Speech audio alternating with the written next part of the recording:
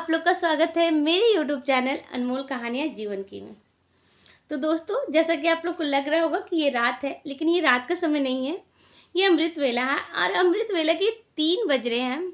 कहा जाता है ना कि अमृत वेला के समय अगर हम लोग ईश्वर को सच्चे दिल से याद करें ना, तो हमारी जो प्रार्थना होती है डायरेक्ट ईश्वर तक पहुँचती है और हमारी मनोकामना जरूर पूरी होती है। तो ये अमृत वेला का समय है।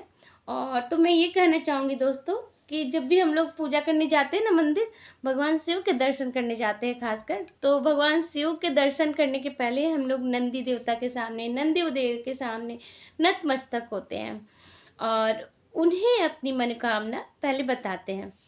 तो दोस्तों, क्या आपने कभी ये जाना है कि हम लोग भगवान शिव के दर्शन के पहले नंदी देव के सामने नतमस्तक क्यों होते हैं और उन्हें अपनी मनोकामना क्यों बताते हैं? तो इसके पीछे भी एक कहानी है। पौराणिक कथा के अनुसार शिलाद ऋषि, जिनकी कोई संतान नहीं थी, उन्होंने भगवान शिव के कठोर तपस्या के बाद नंदी को अपने पुत्र के रूप में पाया और उन्होंने नंदी को संपूर्ण वेदों का ज्ञान भी प्रदान किया। इसी बीच 2 दिव्य ऋषि एक दिन उनके आश्रम पहुंचे। तब नंदी ने उनकी सेवा में भी कोई कसर नहीं छोड़ा और जाते वक्त वो 2 दिव्य ऋषि शिलाद को लंबी उम्र का वरदान दिए, लेकिन इसके विपरीत नंदी को कोई भी वरदान नहीं दिए। इससे जो शिलाद ऋषि थे, उन्होंने कारण जानना चाहा तो वो दिव्य ऋषि बताए कि नंदी अल्पायु हो। इससे शिलाद बहुत चिंतित रहने लगे। जब नंदी ने पिता शिलाद को चिंता में देखा तो उन्होंने चिंता का कारण पूछा। तब शिलाद ने दिव्य ऋषियों द्वारा बताई गई बात का वर्णन नंदी से किया। इस पर जो नंदी थे वो हंसने लगे और उन्होंने बोला कि भगवान शिव मेरी रक्षा करेंगे। इसके बाद जो नंदी थे वो भगवान शिव की कठोर तपस्या करने लगे। तब भगवान शिव जो थे वो भी प्रसन्न होकर एक बार प्रकट हुए और उन्होंने नंदी को अपने सानिध्य में रहने का आशीर्वाद दिया।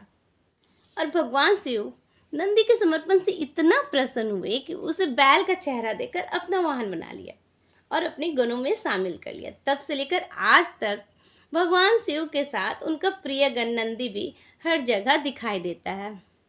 तो दोस्तों, ये तो थी बात कि नंदी हमेशा भगवान शिव के साथ दिखाई देते, लेकिन हमें तो ये जानना है कि हमें सब भगवान शिव के दर्शन के पहले नंदी के सामने नतमस्तक क्यों होते हैं। तो कहा जाता है कि समुद्र मंथन के समय जब भगवान शिव हलाहल विष का पान कर रहे थे, तब विष की 2-4 बूंदें जमीन पर गिर गई। तब अपने स्वामी को विष पीता देख नंदी जी जो थे वो भी गिरे हुए बूंद, जो विष के 2-4 बूंद गिर गए थे, उसे चाट गए।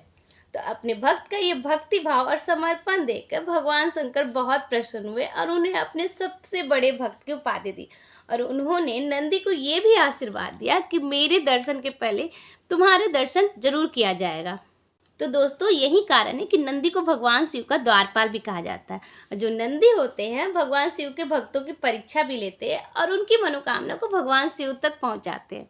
तो इसीलिए हम लोग भगवान शिव के दर्शन के पहले नंदी के सामने नतमस्तक होते हैं और अपनी मनोकामना उनके कानों में, ताकि कोई और ना सुन ले, अपनी मनोकामना जो है उनके कानों में बोल देते हैं और वो हमारी मनोकामना को भगवान शिव तक पहुंचाते हैं।